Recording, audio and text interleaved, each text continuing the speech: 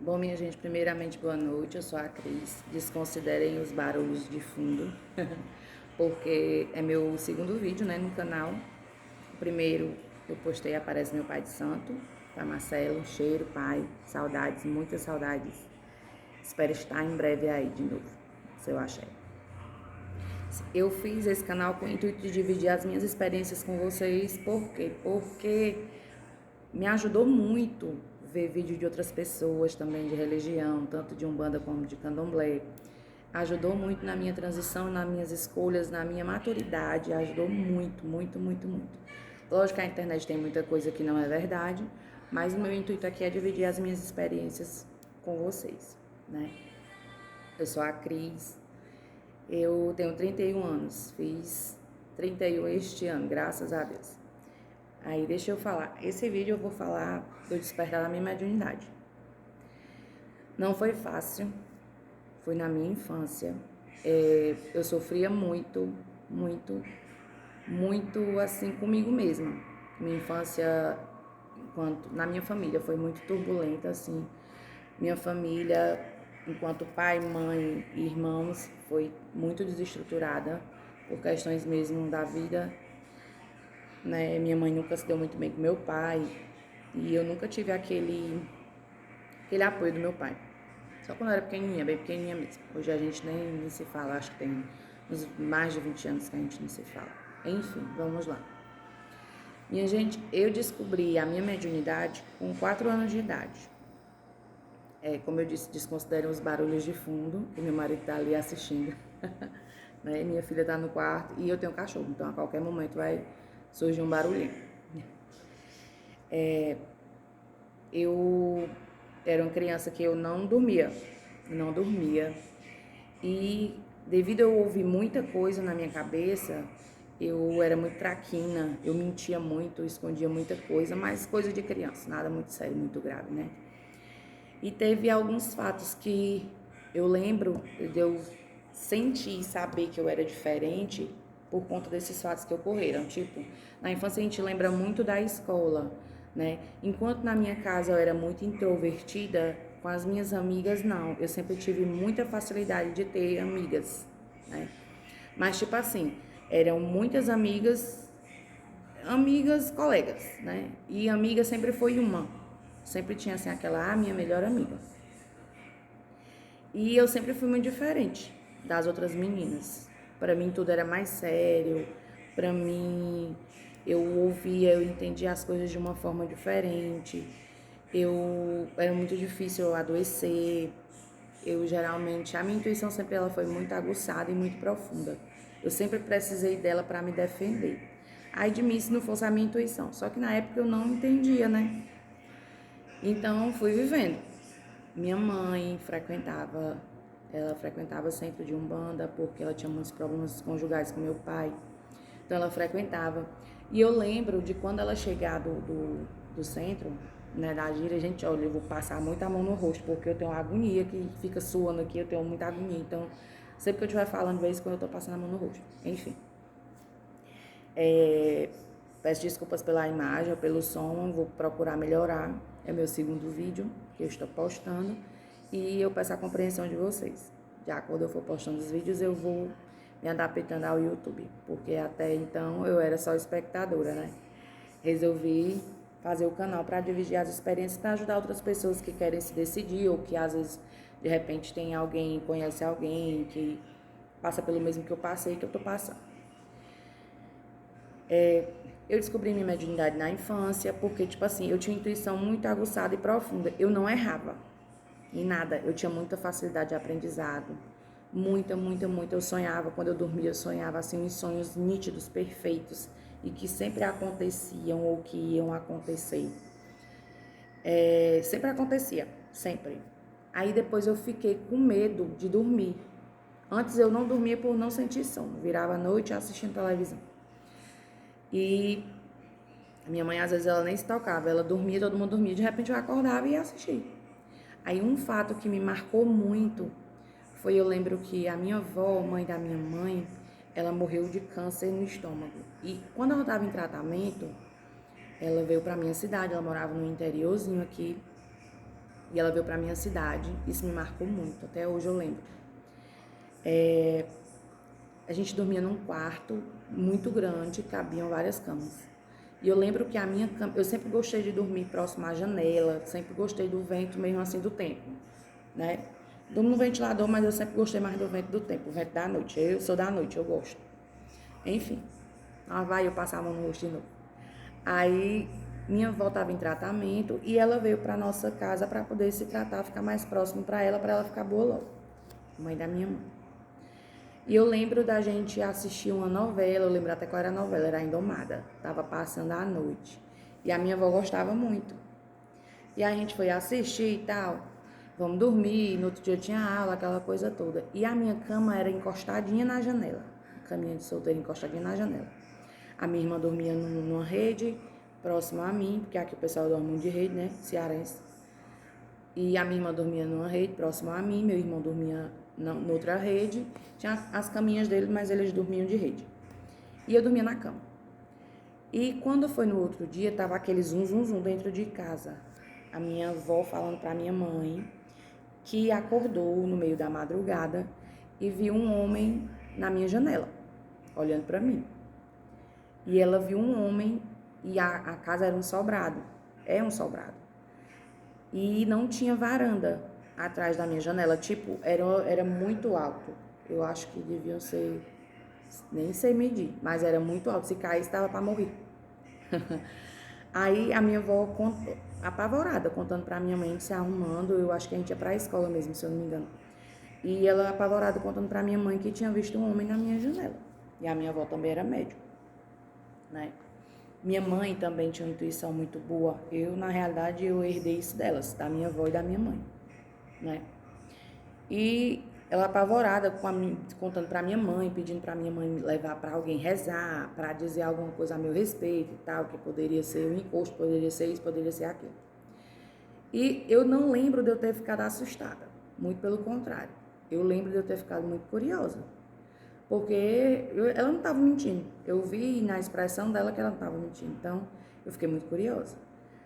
E foram acontecendo as coisas. Eu comecei a ouvir muita coisa depois desse episódio. Eu sempre escutava vozes na minha cabeça. Mas, tipo assim, o pessoal dizia que eu tava doente, que eu era esquizofrênica, que eu era doida, que eu tava mentindo, que eu tava inventando. E aí eu comecei a me calar. Pra não pegar nome de doida, eu me calava. Só que sempre eu sabia do que ia acontecer. Tipo assim, na nossa infância, né, meu pai e a minha mãe eles brigavam muito. E sempre quando ele ia chegar, que a briga ia ser feia, eu sentia. Era impressionante, eu sentia. E eu dizia pra ela, ela ficava zangada comigo, aquela coisa toda. Fui crescendo, as coisas foram piorando. Piorando assim, minha cabeça foi piorando. No sentido de... Como é que eu posso explicar? No sentido de se eu só ouvia, eu passei a ver. Eu passei a realmente não errar. Eu fazia previsões com as minhas amigas brincando, de brincadeirinha. Porque eu sabia que eu ia acertar. Então eu fiz muito isso na minha infância. Brincava muito assim, né? Eu tinha um chamego, uma admiração pela madrugada. Eu ficava encantada de olhar à noite, de ouvir só aquele barulho de natureza, aqueles grilinhos cantando, sem deixar você dormir. E eu ficava encantada com a madrugada, sempre fui assim, né? Até que, devido às confusões em casa, minha mãe resolveu procurar um centro de umbanda para ver o que é que podia ser feito por ela e pelo meu pai, pelo casamento deles dois. E eu lembro muito que ela ia muito, mas ela não me levava, porque criança fala demais, atrapalha, né? Sabe como é que é? E aí eu lembro muito de quando ela chegar, eu senti um cheiro de coisa boa. Eu digo muito isso, é o cheiro de coisa boa. E uma força muito diferente nela, que aquilo me contagiava, me deixava assim em êxtase. E eu questionava muito ela, só que ela ia como consulente, então ela não era desenvolvente, ela não conhecia a doutrina do terreiro, né? Enfim, cresci. Eu lembro também, outra coisa que me marcou muito foi que quando eu engravidei, eu tenho uma filha, tá, gente, que ela vai fazer 13 anos esse ano. Engravidei com 17 anos, meu primeiro relacionamento, e tive ela com 18. Eu lembro que na noite que eu engravidei, eu sabia. que eu estava grávida. Eu sabia que eu estava grávida e todo mundo começou a dizer que eu estava doida. Que eu estava doida, que era impossível eu ter tido relação numa noite e no outro dia eu ter a certeza plena que eu estava grávida. Só que eu já sabia. Já sabia que eu estava grávida e já sabia que ia ser uma menina. Já sabia. Quando eu passei um mês, fiz meu teste, né? Mostrei o pai da minha filha e tal. E o nome dela é Julie. E ele já sabia. Ah, vai ser a Julie, não sei o quê. E eu duvidava, querendo assim, teimar com a minha intuição, eu dizia, não, é um menino. Só que eu sabia que era uma menina. Só que me assustava. Daí, então, já não era mais uma criancinha. Eu era uma adolescente, eu já tinha um relacionamento, né? Então, eu já praticamente morava com ele. Eu era adolescente, mas devido às confusões em casa, eu saí de casa muito cedo. Então, eu já morava com ele. E eu lembro disso. Eu sabia que eu estava grávida. Na mesma hora, quando terminou ali o babado, eu já sabia que eu estava grávida. Então, isso me marcou muito. Só que até então me assustava, porque a gente vê muito preconceito, vê muita coisa, o pessoal julga muito, independente de você ser de religião de matriz africana, de você ser evangélico, ou de você ser testemunho de Jeová, o pessoal julga de qualquer forma, ou de você ser ateu. O pessoal nunca vai lhe julgar pelo melhor que você é, ou o melhor que as pessoas falam de você. Sempre o que vai contar mais, pode reparar, são os seus defeitos. O pessoal gosta muito de acentuar os defeitos da gente. Só que isso não me assustava. Não me assustava, nunca me assustou. Foi quando eu passei mais tempo com o pai da minha filha, se eu não me engano, a gente separou, acho que ela ia fazer 4 anos. Acho que sim. Ela ia fazer 4 anos. Porque faz tanto tempo, gente, que eu nem lembro direito. E ele, uma pessoa muito boa, ele é um bom pai e tal. Não é muito presente às vezes, né, por conta do trabalho, mas ele é uma pessoa boa, ele é um bom pai. Enfim, vivi muita turbulência com ele a respeito da minha mediunidade, porque nem eu sabia o que era e tinha hora que ele achava que eu estava louca. Até que um dia, realmente, a gente se deixou. Aí eu comecei a viver. Comecei a sair, comecei a conhecer amigas, fiz vestibular, entrei na faculdade, comecei a conhecer gente e eu sempre fui muito arrodeada de pessoas, de amigas. Sempre tive muitas amizades. Eu tenho muita facilidade de fazer amizade, como também tenho muita facilidade em desfazê-las. Né? Eu não sou daquelas que sofrem por amizade. Sofro sim, assim, quando termina a amizade de uma pessoa que eu amo muito, que eu gosto muito, eu tenho aquele luto, eu internalizo muita coisa e eu vejo como é que eu faço para externar. Às vezes eu choro muito, às vezes não. É assim, depende muito da pessoa, claro, né? Acho que todo mundo é assim, falando de mim. E aí, tipo assim, eu comecei a notar que a minha filha adoecia muito. E quando ela estava doente, de repente eu sentia uma energia de alguém. Eu sabia que eu tinha que pedir, eu sabia que eu tinha que rezar. Às vezes eu já cheguei a escutar ponto na minha cabeça, sem eu saber que era ponto. Até que eu, nessas minhas andanças da vida, conheci uma amiga muito querida, por sinal, né, que ela teve neném esses dias. A filha dela é linda, ela mandou a foto pra mim hoje. É linda, linda, linda. E essa minha amiga me ajudou muito numa fase que eu tava muito precisada. Porque, tipo assim, eu fiquei desempregada.